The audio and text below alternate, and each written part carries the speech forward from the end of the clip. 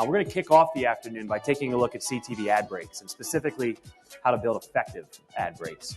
As we all know, as we've heard all day long, the CTV sector is growing exponentially. In the US alone, there are reports that estimate that the digital video ad spend will exceed $58 billion by 2023.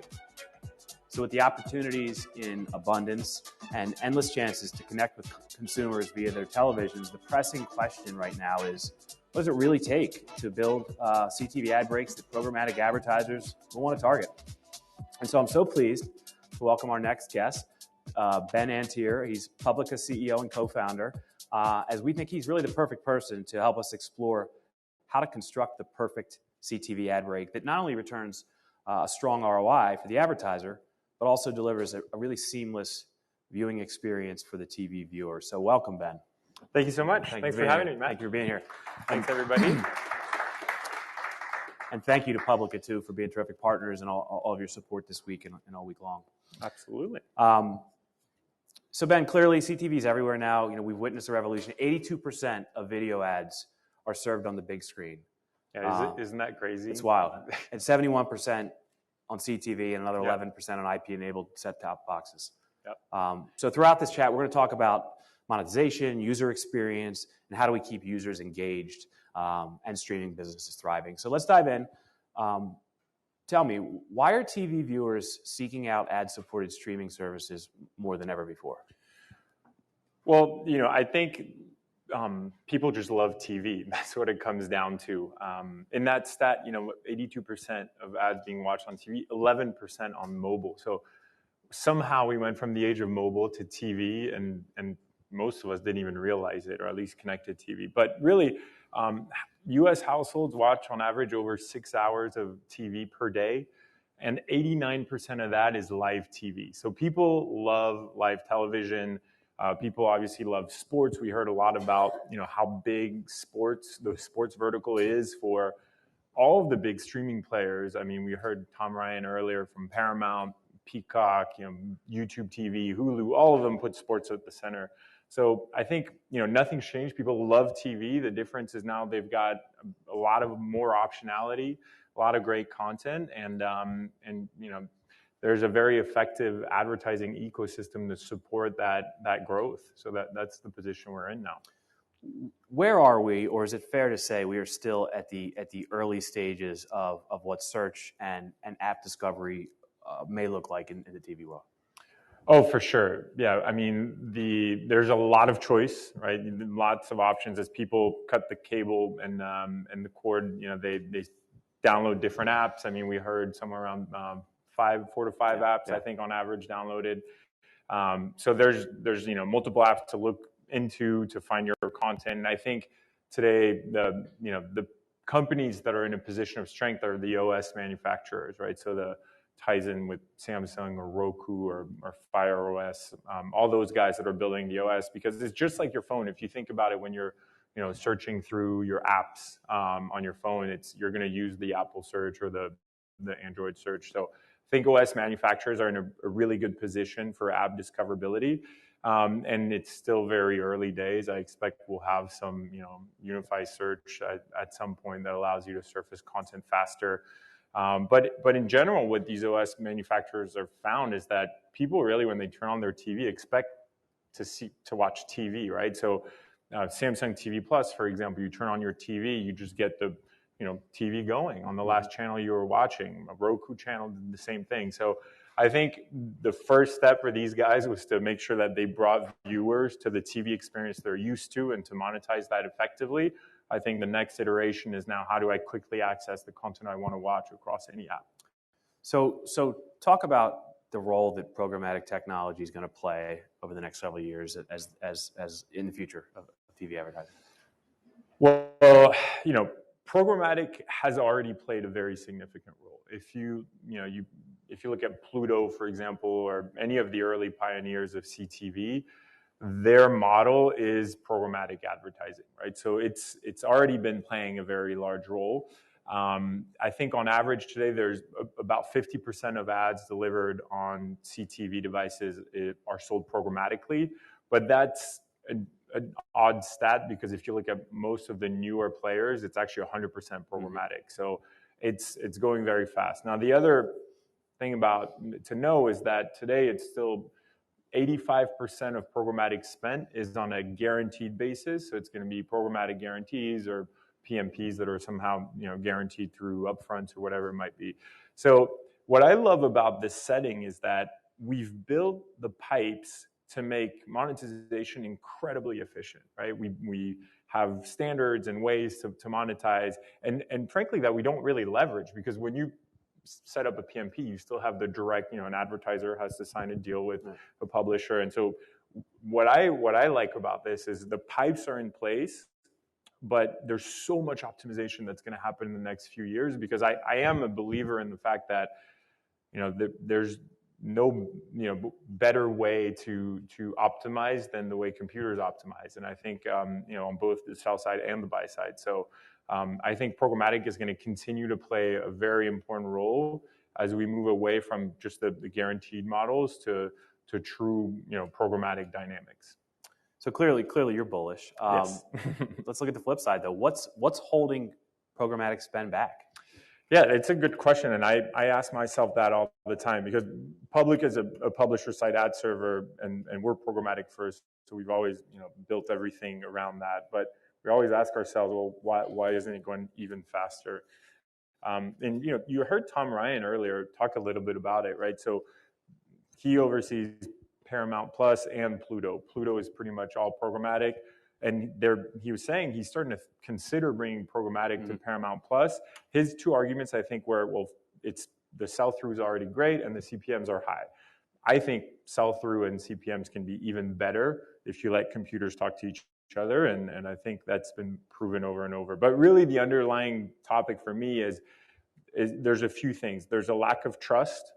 There is a lack of standards. And there's a lack of context. So I'll dive quickly into each of these. But trust, I mean, that's the biggest problem, is if the buyer isn't absolutely certain of what they're buying and trust that source, spend is not going to go through. And there's been a bunch of issues. TV off is one that's come up recently. But there's all sorts of, there's been fraud schemes of mobile devices pretending to be CTVs, things like that. So that's something that I've tried to really focus on at the IAB level with new security layers, and having been acquired by IAS, so Publica sold to IAS last year.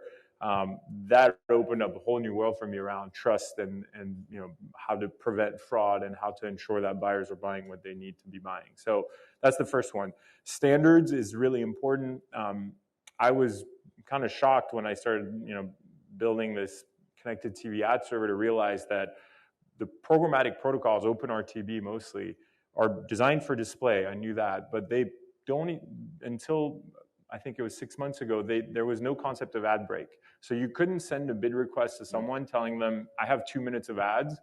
What ads do you got for me, right? So that created the duplication issue that we've all witnessed on CTVs, because bidders are basically saying, here's the ad, without knowing that it's actually going to end up in the same ad break, right? So we finally got OpenRTB 2.6 and standards in place to monetize ad breaks programmatically, which was needed.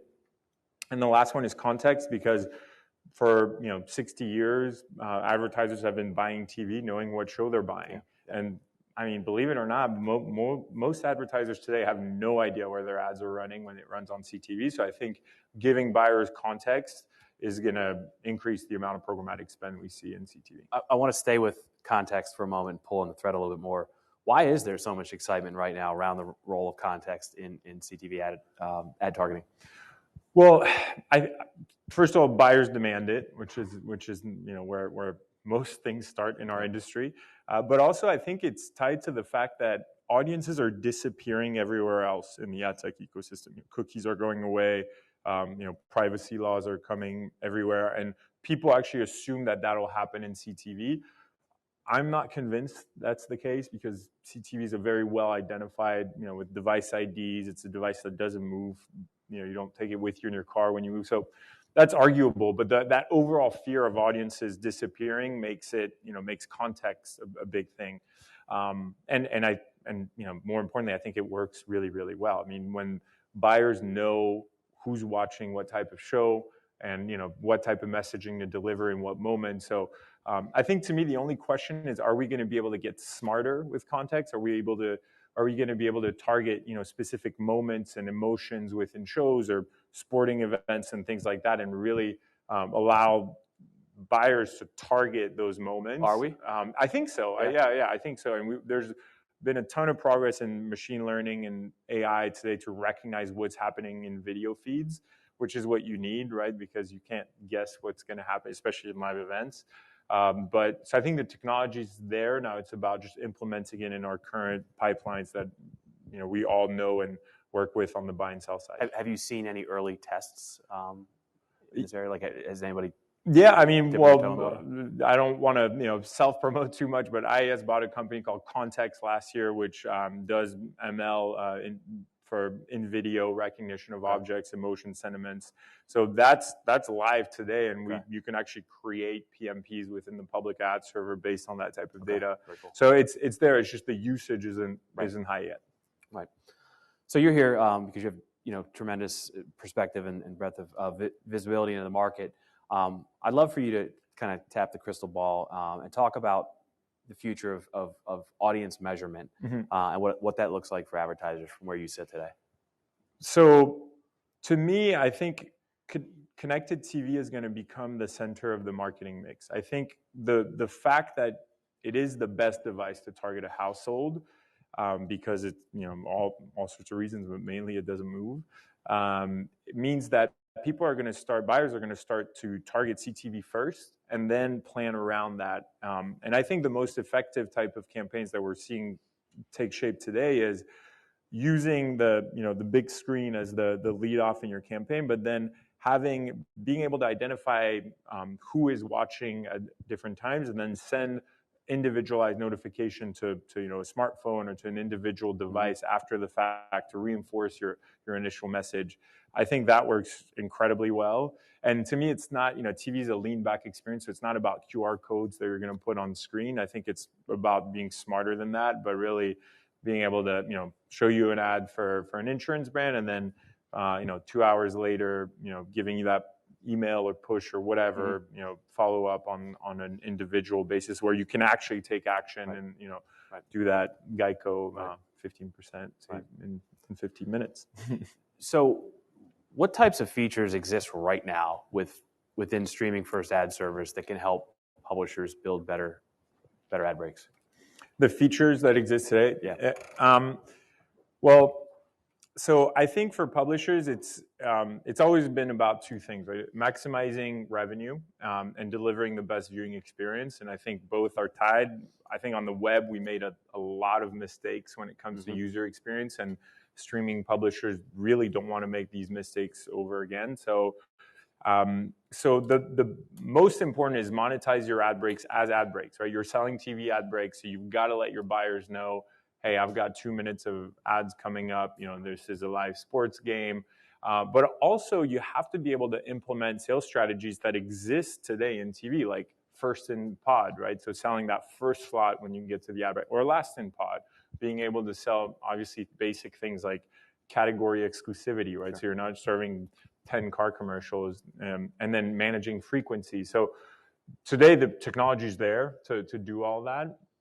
Maybe not on some of the traditional ad servers that weren't built for this world, but I think it's definitely doable. And then from the user experience standpoint, so it ties back to like frequency, but also the basic one is duplicate ads that end up running.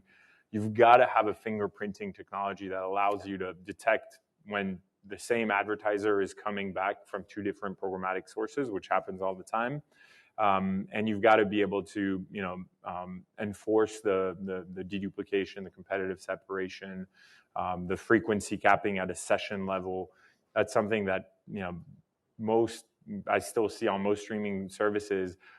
If they can get it right at the ad break level, are they going to be able to get it right 5 ad breaks in a row, because you end up seeing the same ad over and over again. So the features exist, and I think it's just about making sure that you're using technology that's appropriate for that type of medium.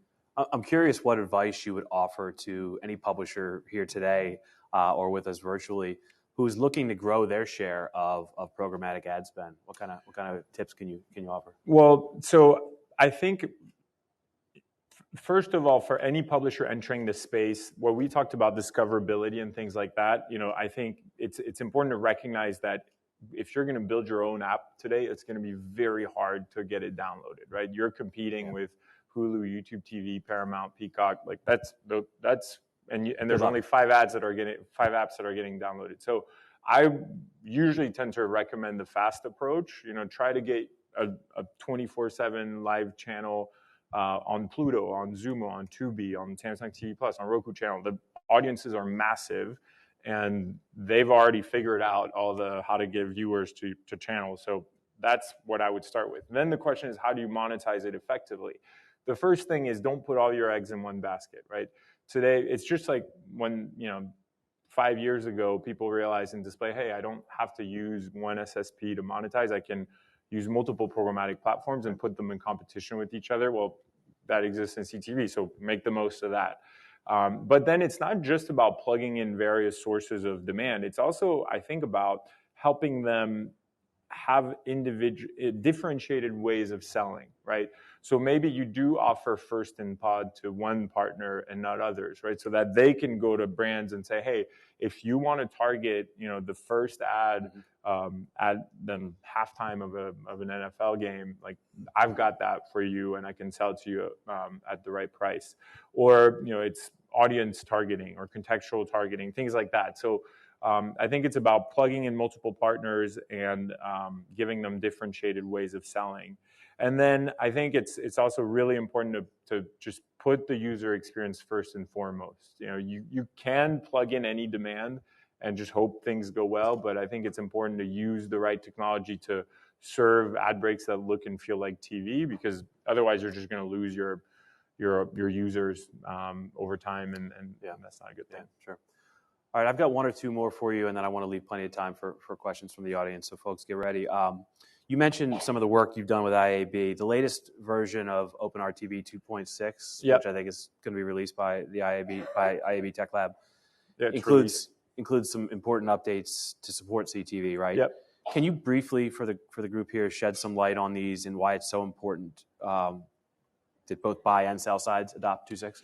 Yeah, so there's a lot in there, and I don't want to get too technical, but I think the ones that matter the most to me is having what we call podded requests. So in one bid request, being able to identify a full ad break and be able to receive multiple bids from that.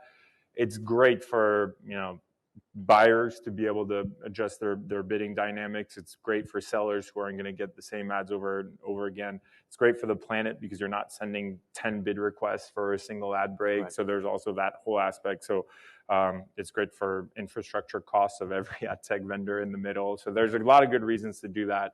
And then I think the second one is the CPM per second.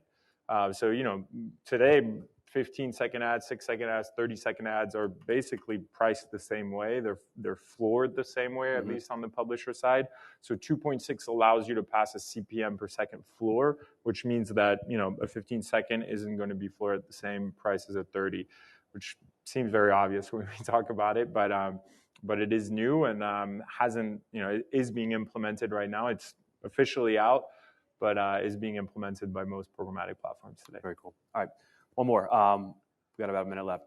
How's the practice of server-side ad insertion being used by streaming publishers today, and what are the benefits for both advertisers and viewers? So server-side ad insertion simply means that instead of having a client-side decisioning, which is what we're used to on the web, so it's when what leads to that crazy spinning wheel when you make a call outbound to a server, you wait for it to respond, and then the browser has to make another call, things like that. We basically get rid of all that. We move it to the server side. So it's much more efficient. It means that you deliver much better viewing experience to the end viewer.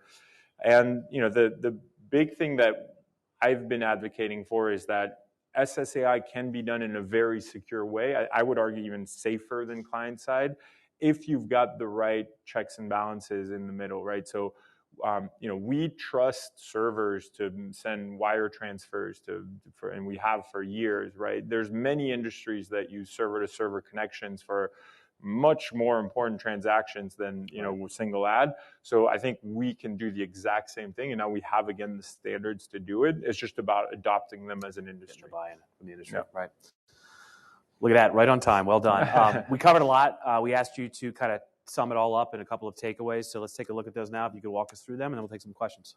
Yeah, so it's about if you're talking about building good CTV ad breaks, it's about advertiser control and giving the best viewing experience to the end viewer. I don't think you can choose one or the other.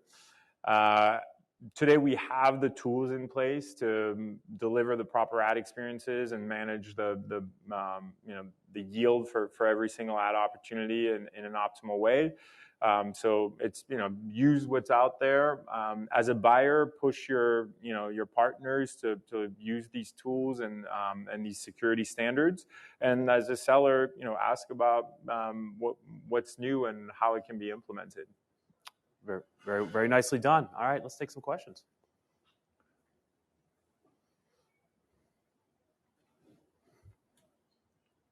Just curious, with the now second-by-second measurement, how do you think that's going to affect publishers being able to make their ad breaks, and do you think it'll have any effect on them? The second-by-second measurement? Yeah.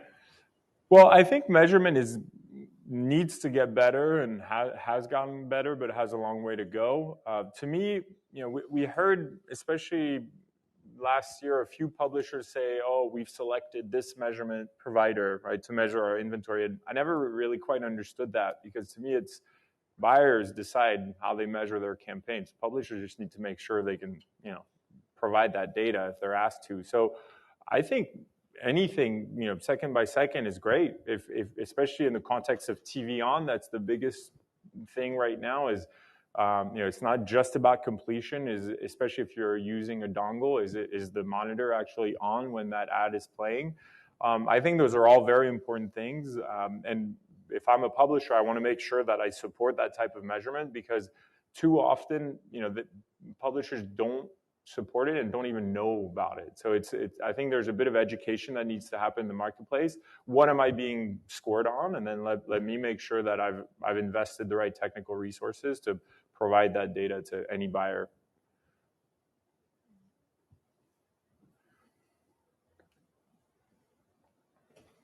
Go with that here.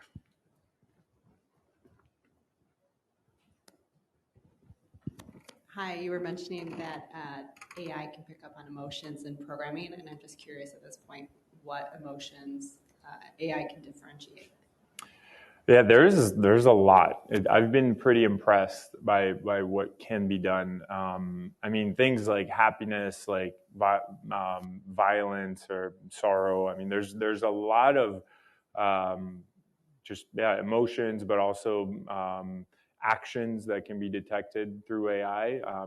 If you're interested, I could give you a demo of what the internal tool does, but I'm sure there's others out there. There's just such brilliant people that have invested, a ton of resources into that type of artificial intelligence, and I think we're just starting to realize how important it can be for the ad industry. So very excited about what's possible to be done today. One of the big things we're working on right now, for example, is we're approaching it more from the ad experience side, and taking the guidelines from our network clients. Like, if you're running an alcohol ad, you have to have the right disclaimer on it with a certain font, things like that. Like, the AI detects that easily, especially if you start telling it what you're looking for. It's pretty crazy how quickly it picks it up. So I think we're just getting started on that front, but it's going to be in a couple of years. I think it'll be everywhere. Thank you for the question. Thank you. All right, that's going to do it for our time with Ben. Ben, thank you so much. Great job. Thanks, Matt. Ben, and to everybody. Thanks, guys. Well done. Thank Good you. job.